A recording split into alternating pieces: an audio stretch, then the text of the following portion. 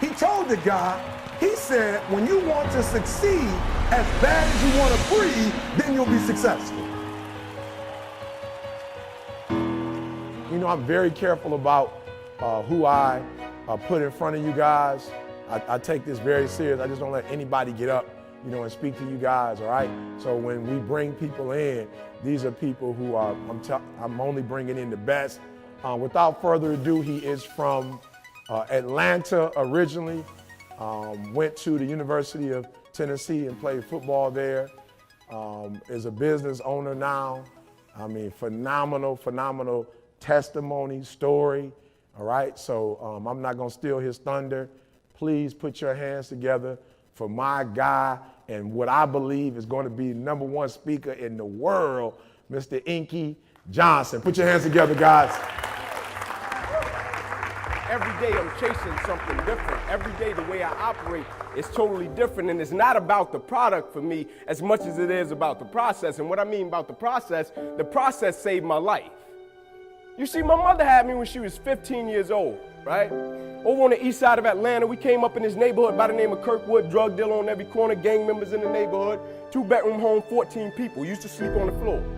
Got the opportunity to sleep in the bed one time out of the week. It was 6 of us in the bed, 3 at the foot, 3 at the head.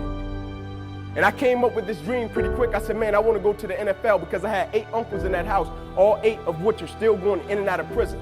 And so pretty quick, I said, man, I want to go to the NFL. And so I went to my big cousin Tamar one night. I said, man, listen, I want to go to the NFL. And so we got to work for this thing. So the thing we're going to do every night, we're going to be patient. We're going to engage in consistent action. Every night, we're going to race light pole to light pole with no shoes. So every night we would get out in the street, race light pole to light pole. One night, a coach came down the street. He signed me and my cousins up for organized sports, right? First time being in organized sports. We get in organized sports. The thing was, after practice, everybody would leave to go home. And I always had to sit on the bench and wait on my mother because she worked at Wendy's. And so when my mother would show up in the park, it would be about 10 o'clock, 10:30 at night. So I'm sitting there, and when my mother would pull up, she drove an old Buick Regal, hubcaps off the car, seats torn up, the car was all beat up. And she would pull up in the park 10:30 at night. I would jump off the bench. I would sprint over to my mother. I would say, Mom, if you don't mind, can you please sit back in your car and turn on your car lights? I have to do some extra drills. I have to go to the NFL. She would never have to work another day in your life. And I knew my mother was tired. And every night, my mother would sit back in that car, and those car lights would hit that field. And he had a 7-year-old kid doing backpedaling drills, running sprints, running laps, chasing his dream to go to the NFL. But just beyond those car lights, I could always connect with my mother's eyes. So it made me dig a little bit deeper. It made me push myself a little bit further. It made me work a little bit harder. It created a certain level of sweat equity in what I was doing. It created a certain level of pride in what I was doing. You know why people quit? People don't have pride in what they do. You know why people stop? They're selfish, and it's just about them. But when you have a bigger purpose to why you're doing what you're doing, and you want to honor the sacrifices that others have made for you, it's nothing for you to keep going when you hit adversity. If every decision and choice you make is just about you, at a certain point you're going to hit something that's a lot tougher than you, and it's going to make you quit because you don't have a driving force for why you do what you do. But when I got up to the University of Tennessee, it was simple. It was simple for me to give everything I had. My freshman year, I played special teams. My sophomore season, I broke the starting lineup, had a really strong sophomore season. The summer heading into my junior year, I still remember the day where I was sitting in our film room, and I was watching film on the California Bears. My defensive backs coach, Larry Slade, came in the room. He said, Inky, I got some good news for you. I dropped the clicker. I said, what is it? He said, man, you're a projected top 30 draft pick, son. He said, all you have to do is play the next 10 football games. You're an automatic multimillionaire. I went out of the room. I called my mother and my grandmother on the three-way. I said, after this season, there will be no more struggling. I said, we would never miss another meal. I said, we would never experience another Christmas where we had to stand on the side of the curb and just be grateful. And I hung it up. First football game, I went out, played great, got an interception, shut Cal down. Second game, we're playing against Air Force, got late in the game, fourth quarter, guy dropped back, he threw the ball to a receiver coming down my sideline. Me and the guy, we went head on. As soon as I hit the guy, I felt as if every breath in my body left.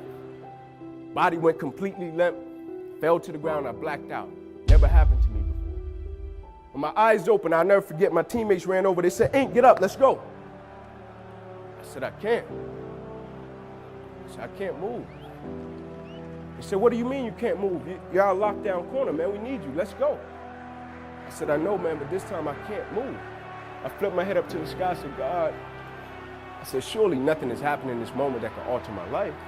They got me over to the hospital, they took me back, they ran CAT scans, they brought me back into my room, and all in a 15-second time frame, the doctor came running in from the opposite side. He said, hey, get in here, we gotta rush this guy back to emergency surgery, he's about to die. I said, what? He said, son, you have busted up subclavian artery in your chest, you're bleeding internally, we have to rush you back, take the main vein out of your left leg, plug it into your chest in order to save your life. When I opened my eyes from recovery, the same doctor was over me. He said, son, has some good news and some bad news for you. I said, you got some bad news for me? I had to tell him I was about to die. I'm still alive. How bad can it get? I'm still here. He said, the good news is we saved your life. I said, thank you, sir. He said, the bad news is, Ink, you have nerve damage in your right shoulder. I said, okay, cool. He said, but son, it's a strong possibility that you probably can never play the game of football again in your life. I said, no way. I said, no disrespect to you, doc, but I've been working for this ever since I was 7 years old. I said, no disrespect to you, doc, but you wasn't in the park with me and my mother when I was 7 years old and she was sitting in that Buick Regal she got done working at Wendy's. No disrespect to you, doc, but you didn't come up in that 2-bedroom home, 14 people sleeping on the floor. No disrespect to you, doc, but you didn't miss those meals and stay focused and never made an excuse. I never cheated. I never cheated. Like my conscience still until this day won't let me, like I can't cheat. I can't look myself in the mirror and say, Ink, you did a good job knowing that I cheated. I can't cheat. One of the greatest pieces of advice that my mother gave me was this: son, whenever you start, you make sure you finish it. And the problem with the world today, people get involved with things, and if they don't like a certain person, if they don't like the process, if it's not what they thought it was, they quit.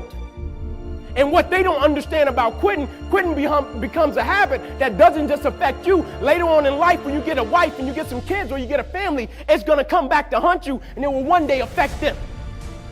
That is why I tell you the process is more important than the product. It's not even about the outcome for me. It's about, can you take pride in what you do as an individual, and every night when you look in the mirror, knowing that you gave everything you had to it. And we have to get to the point where we're willing to impose our will on certain things. Impose your will on it. My life totally changed. And they gave me an opportunity to stop. And most people, when you give them an opportunity to stop while they're chasing something, they take advantage of it because they feel as if, man, why did this have to happen to me? I felt as if, why not me? This is the perfect opportunity to use this to be a blessing to somebody else. And you know what? It's not even about me, to be truthful. It's not even about me. Now it's about repaying the people that invested in me and saw something in me when I couldn't see it in myself. At a certain point in life, it can't just be about you. And the moment that we understand that, and every day we wake up, we understand that life is a blessing and life is a gift. And if you were to check out today, how would you want to be remembered? It's bigger than you.